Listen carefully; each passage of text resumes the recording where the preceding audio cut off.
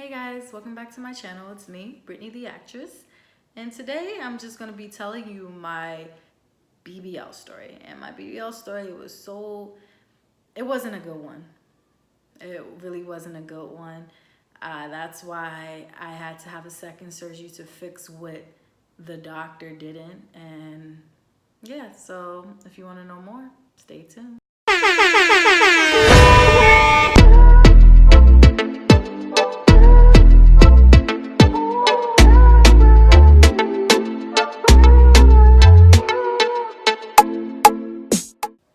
So the reason why I got a BBL was not because of what everyone, gets it to have either a big butt, a shapely butt, blah, blah, blah.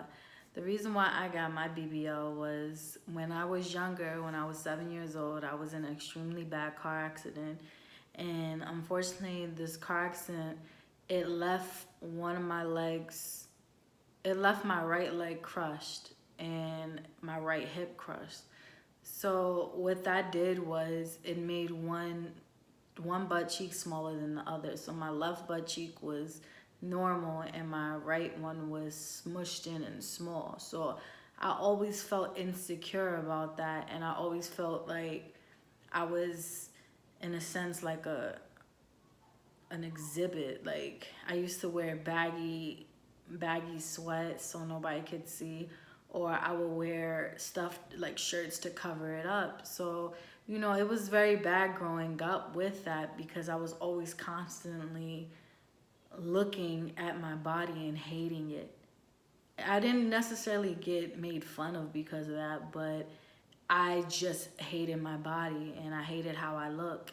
And it took until one day that I was tired of it. I was tired of just living like that. And I said, I'm gonna do whatever I can in order to get this BBL. I was young. I think I was 23. It was 22, 23 when I actually got it done, but I was planning on getting it done when the first time I ever heard of a BBL. And I was 16 years old when I heard of a BBL. And I was one of those type of girls that was like, oh, you shouldn't have surgery, blah, blah, blah, because if you have surgery, you're altering yourself. But then as I grew older, I was like, what was I thinking? Like, not have surgery. I had plenty of surgery to fix my legs, and that can be considered cosmetic surgery. So who am I to say that you shouldn't get something? So what I did was, I did my research. It took a couple of years because, one, I didn't have the money, and I didn't know how I was going to get the money. So I didn't know anything about, at the time I was an assistant teacher. I didn't know anything about how much servers make and how easy it is to get money like that. I was just going off of a teacher's salary, and that shit. So teacher's salary, teachers don't get paid anything. So imagine an assistant teacher getting paid less. So anyway, at first I wanted to go to DR, and I really wish I would have had the courage to go to DR like I did with my tummy tuck, but I wanted to go to DR and I wanted to go to this lady. But I'm happy I didn't go to her, because the person I went to, I'm glad I went to him with, when it came to just sculpting my body. But anyway, I didn't have enough courage. So what I did was I heard about this doctor. And at the time, this doctor was working at Vanity Cosmetics. And yes, I'm saying where the place was, because it's no longer called Vanities. It's called some other crap. One thing, that was a red flag right there, that they was changing their name like every month. So it tells you something when a place changes their name almost every month, that it's a problem. They're doing something. But I didn't know. I was naive. So anyway, basically I researched the doctor. The doctor was new at the time, and I heard he had some really good reviews. And he did. He had some really good reviews. I didn't really know too much about him. And this is where I go with my last video, saying that you have to do your research about your doctor and know about your doctor. So anyway, fast forward everything. I ended up getting my doctor. I ended up paying everything. And I stayed at this recovery home. I don't even know if it's still out there, but it was like one of the first recovery homes in Miami. Like one of the first ones that like everyone knew about it. So anyway, and this was like, let me say, this is about 4 or 5 years ago. I know I had the surgery either 2013 or 2014, but timeline kind of, I'll write it over here if I remember. But anyway, so basically I went to the recovery home. I got everything situated in the recovery home. Now the day of the surgery, my mom had came with me, and I thank God that she was with me because of the fact that she spoke Spanish. I was in Miami. That's one thing you gotta know. Like, regardless if you're in America, you have to know what state you're in. If you know Florida and especially Miami, primarily like when it comes to English, the second language is Spanish. So have somebody that speaks Spanish, because literally most of these surgery places in Miami, most people that work there speak Spanish. So that was one. My mom was there. The doctor came in. He told me this the first time I ever met him. First time, it was at 4 o'clock in the morning.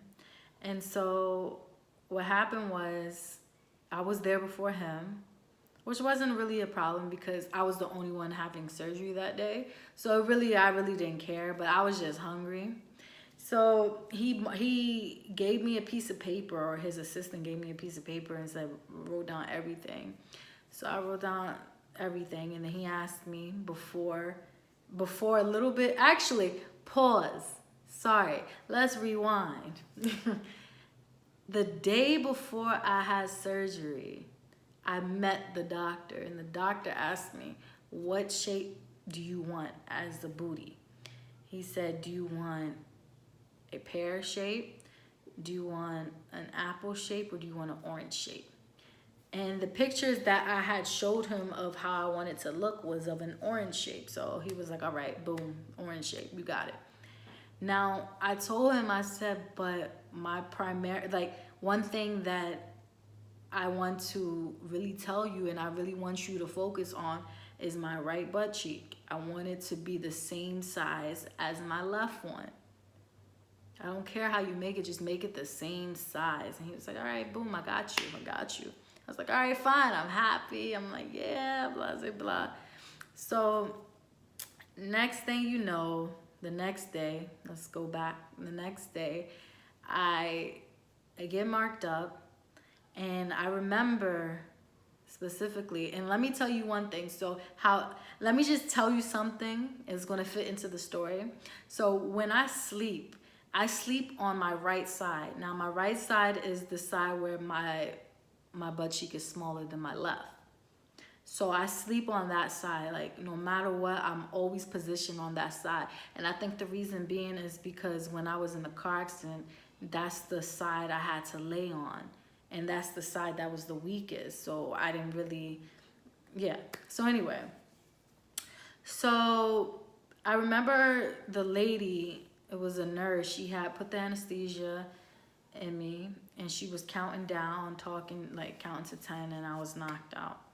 So I wake up, and this is from what my mom is telling me, and this is what my mom told me, that she was in the waiting room. So say if my surgery is supposed to be only like 2 hours or an hour and a half, she said they said that I was sleeping, and that she didn't get to see me until like 3 hours after.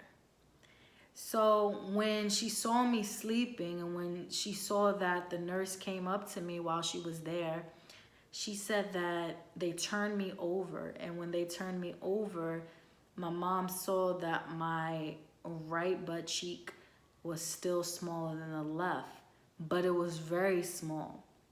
Now, one thing about American doctors that you have to understand versus, let's say, a doctor in DR. In America, when they do a BBL, say this is your cheek, they do the BBL, in America, they put the fat over the muscle. That's over the muscle. So essentially, when you put the fat over the muscle, your butt acts as it acts as like a Play-Doh in a sense. So you can mold it into any shape you want once the fat is there. Now, in a different country, let's say DR, they put the fat underneath the muscle. So that's why if you see a lot of people who get surgery in DR and stuff, that they could sit down right after surgery. And that's why you see in America that you see people with boppy pillows and stuff underneath, because if your butt acts as a Play-Doh, if you sit down on it, it's going to become flat. Now, like I said, I lay on my right side, so I was laying on it and I was smushing it. So it was, my mom was like, she told the lady in Spanish, because the lady didn't speak English, she told her, my daughter, when she wakes up, she's going to be so mad because it looks exactly the same. It looks exactly the same, but just bigger, if that makes sense. So my left side looks bigger than it was before, still normal, but it's bigger. And then my right side is still smaller, but it's like extremely small and it's flat now.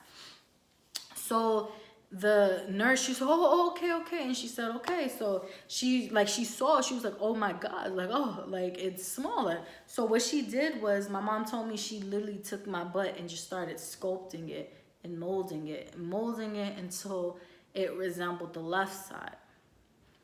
So when I had, after a couple of days of me getting, after surgery and stuff, I noticed that my butt was still the same size. I was happy because first I got lipo done and I was like happy with the lipo. I was able to, I felt different. I never seen my body the way I seen it after surgery. Like, I was dreaming about this moment. I was like, oh my God, no more rolls, no more. It just felt good. Like, one thing, if you guys, anybody that's been in my position, anybody that has lost a lot of weight, anybody that just doesn't like their body, the minute they see it different, it feels good in a good way.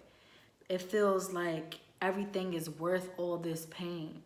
Now, I'm not gonna lie, I was in a lot of pain. I was in a lot of pain. It was hard for me to eat. It was hard for me to, it felt like someone was punching me, and then they ran over me. People say, oh, they ran over me with a truck and stuff. It felt like someone was repeatedly running over me with, those car toys that the little kids drive on, and you can, the Flintstone, like someone was like rolling over me in those, like repeatedly in full speed. Because it wasn't like to the point that I felt like I couldn't like move, but it was just hard. But one thing I did, I read about it, so I actually expected it to be a lot worse than what it really was. But it was just, I felt very sore. Like, I worked out a lot and it was extremely sore. It was a different feeling that I was feeling because it was my first time having surgery. But so anyway, so I got everything. The recovery home was nice. It was very basic. It wasn't bad. It wasn't good. It was just nice. It was nice. It was nice. I was able to speak to a couple of ladies that were there. One lady was from like a different country, and it was, it was very relaxing. The good thing about this recovery home is they had the massage lady already there. She was the owner of the recovery home. So I was able to get my massages done at the same place. I didn't have to move around. And it was just, Hey, so I just want to make a side note that I actually did have a problem with the recovery home, and it was only for one thing. Everything else was fine, but this recovery home, when I got my massage done, I paid for 5 massages because I only stayed there for 7 days. So I paid for 5 massages.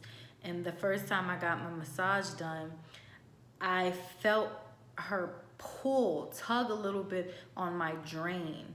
And that drain that I had was in the front of me near my vagina. So I felt her pull it. By accident, I don't know. And after that, the massage was over, and I felt that it was going to fall out. The next day, it fell out my drain. So I only had my drain in for a day and a half. And that was like a really bad part. So what she told me was, my recovery home, she said that the drain that they put in me was too short, and that it wasn't in all the way. So that was something on whoever put my drain, that was on their fault. So basically my results wouldn't have been 100% how I wanted it to be, because the drain was already taken off. And also, like, every time she massaged me, the rest of the time she had to take a needle and open up that drain hole to drain me and drain all the fluids, because other than that it would have just stayed clogged up. And basically, as you can see, I'm going to put a picture, and it's how my skin was kind of left. I'm going to show you a before of like my stomach area. I don't have a before of my butt, because honestly, I wasn't doing anything for show. I hated how I looked.